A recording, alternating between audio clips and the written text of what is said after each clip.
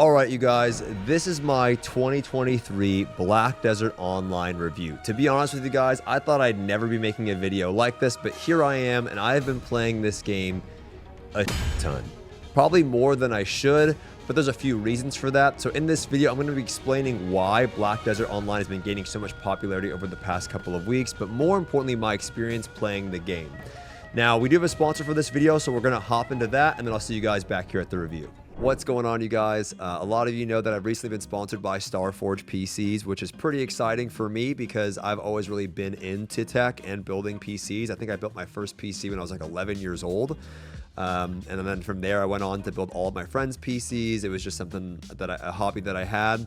And traditionally, I actually wasn't the biggest fan of pre-built PCs because a lot of the parts that they use, at least used in the past, were like off-brand parts, whether it be like the motherboard, the RAM, the power supply, and typically the build quality isn't the greatest.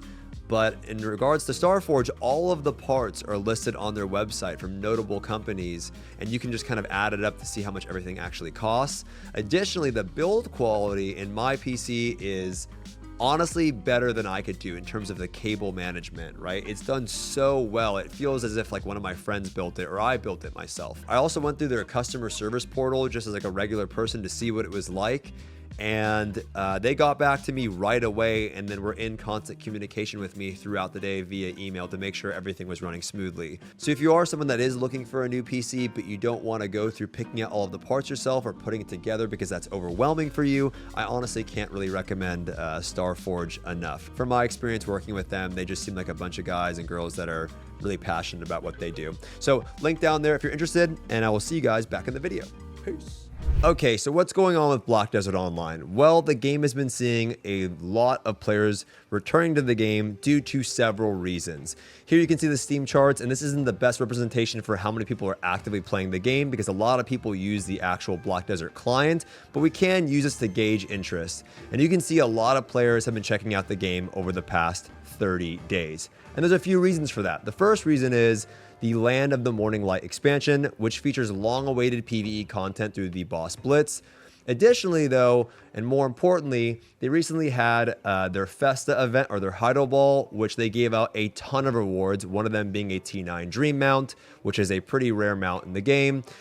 A bunch of other shit, but more importantly, I would say, is they had a great showing at the Heidel Ball. A lot of people were very happy with the direction of the game, what was shared, specifically in Korea, as the game isn't normally very popular in Korea, despite being developed in Korea. But since the Lost Ark debacle happened, a lot of people liked what was shared. And then Jay followed up. This is Jay, the lead guy for the game. He followed up with a nice little letter, and then more free shit. And everybody likes free shit. Okay, so let's start with my experience playing the game. Black Desert Online is a different type of MMO. In fact, it's more of an old school traditional type of MMORPG. The world is absolutely huge, and there's a lot to do within the world in terms of like you going around and collecting things, gathering items, and going from area to area. Even if you started off in an area, you will return to that place multiple times throughout the game, and you're actively just traveling across the world, which is why the mount is so nice. Now, a lot of you guys have probably heard of this game, and what you've heard about this game are a few things, one of them being the combat. The combat in Black Desert Online is a lot different than what you would find in a traditional MMORPG. The inputs are a lot different than just simply key binding a skill.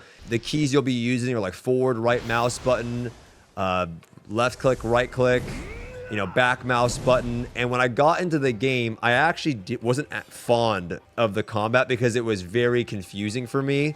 And then after I gave it some time, I really ended up enjoying it.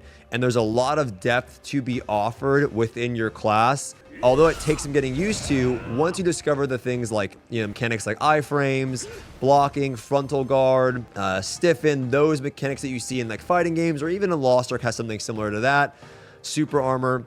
The combat becomes very enjoyable, but it is a bit of a learning curve. Now, if you do pick the wrong class in this game, or you're unhappy with your class pick, one of the systems that I'm a big fan of, at least, is the tagging system. I wanted to shout this out. Basically, what this allows you to do is it allows you to copy over your main character's gear onto another class of your choice, and then those characters' progression are linked. So if you pick one class and you decide you want to try something else, you can simply link your character to that class, and all of your progression is copied over to that character. Additionally, as far as like end game activities go, PvP is a big part of Black Desert Online. I used to be a big PvPer back in the day, and in this game, I've done fucking none of it. I've had more fun exploring other aspects of the game, but the community does seem to really enjoy PvP as it is kind of baked into the game in regards of like node wars. They also have Arena of Solaire, which is like their ranked 3v3 arena mode where your gear is kind of equalized. And oftentimes you will be battling other players in the world to fight over farming spots if someone's trying to take your spot from you. The main reason why I did get into this game, though, is the PvE content, the addition of PvE content. A lot of people know Black Desert Online to be this farming game where you run in circles for hours and hours and hours, which can definitely be true. But recently, they've added in multiple dungeons. There's 3 dungeons currently available in the game with the option of a 4th one coming soon. And I went through all of these dungeons with my friends blind. And the first time you go through them, there's a lot of puzzles that you'll end up solving and like things that you have to do in order to progress through the dungeon for your first time for the main story quest. Following that, you can then refarm those dungeons at chances of different crates that open up with like loot and resources and materials that you can sell for silver. Boss fights were a lot better than I thought they were going to be. Action combat games traditionally don't have the best group PvE content because it can feel very spammy. If you look at New World or you look at Blue Protocol, for example, in my experience, the dungeon experience isn't the greatest. However, in this game, they do it very well. Some of the bosses weren't my favorite, but at least the capstone bosses of the dungeon were very fun. And it took us a couple of hours to solve some of the mechanics in those dungeons because they weren't that intuitive, but it wasn't something that like your average player couldn't complete if you were going into it blind. But let's be real, most of you guys are going to be using guides anyway. However, one of the main things that I got into the game for was the boss shrine or the boss blitz system, which is the new addition with the Land of the Morning Light. As you can see, this island is the whole expansion area, and this whole island is dedicated to all of the bosses that they recently have added. But the cool thing about this system is that there is a weekly ranking system. So you can go through any of the difficulties that you want on your class, and you can try to improve upon your time if you want. And then there's a ranking system based by class and difficulty. So you can choose your class that you're on, see who's cleared it on which difficulty, and try to improve your time to rank higher. And the higher you rank, the better chance you have at getting better loot. The boss fights themselves feel like Dark Soul encounters. It's a 1v1 encounter. I really enjoyed them. Some of them feel a little jank, but some of them are very enjoyable. And overall, I hope Black Desert or Pearl Abyss continue with this approach because I think it suits the game very well. Now, when you're getting into the game, I'm going to be completely honest with you guys. The new player experience, although there's a season system that kind of gives you a ton of free gear and allows you to hop right into the mid game and start doing those bosses, the intro experience and trying to figure out how the game works kind of sucks, okay? And I mean that in the nicest way possible. What I mean by that is there is so many systems and so much depth to the game, which is a great strength of the game. I mean, there's fishing, whale hunting, farming. I mean, you can even sit there in the towns and play music. There's a whole music album within the game, and there's a ranking system for that. There's top composers. There's a bunch of different instruments that you can choose from. There's like bands that can perform. There's a lot of depth to the game. Things that you would expect Final Fantasy to have, this game also has it. And so I was really surprised by that. But with all of that comes just a lot of bloat, and item bloat is no exception to that.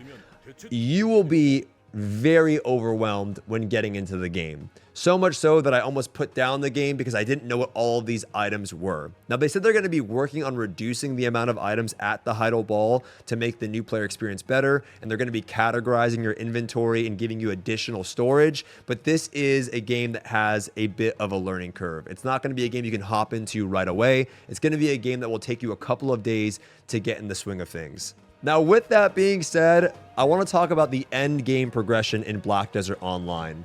This game has a very steep end game progression while also offering a lot of different choices in how you can progress through the end game.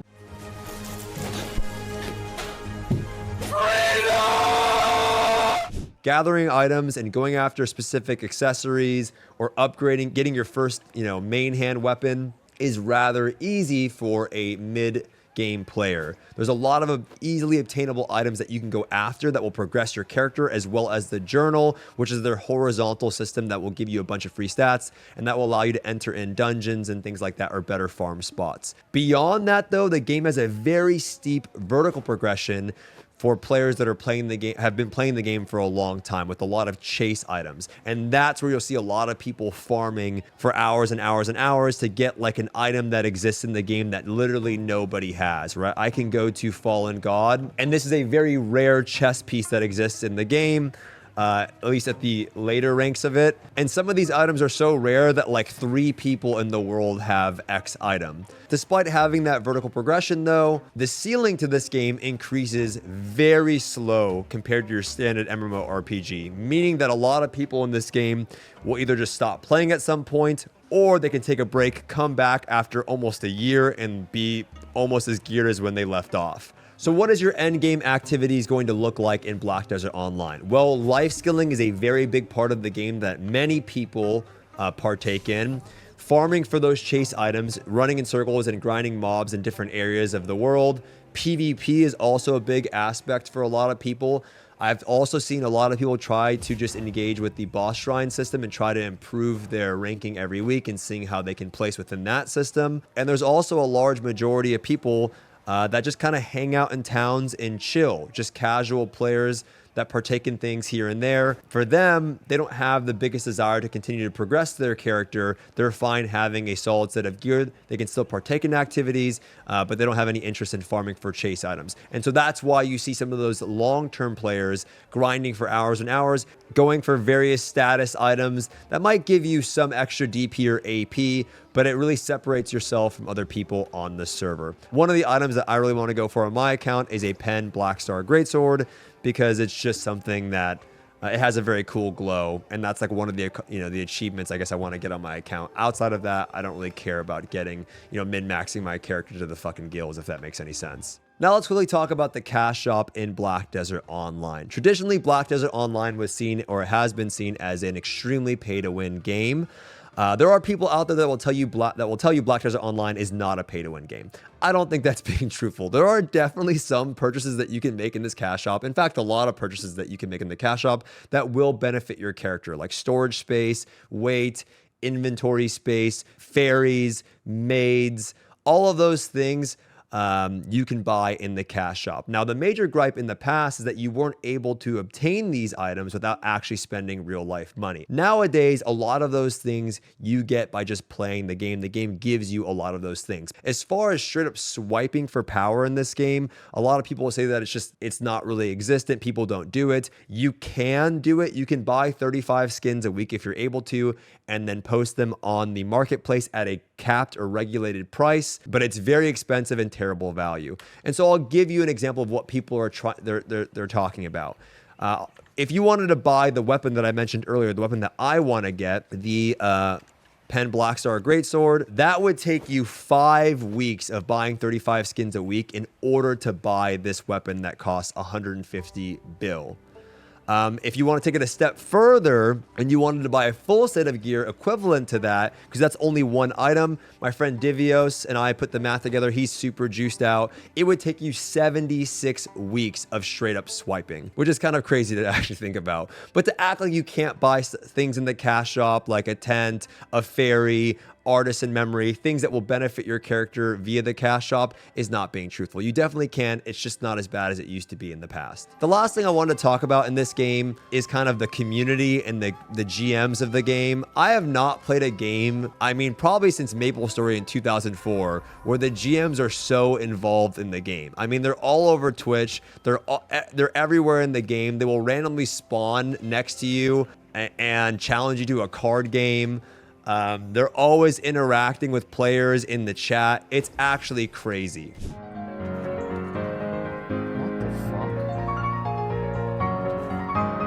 What the fuck? Can you do this in the game?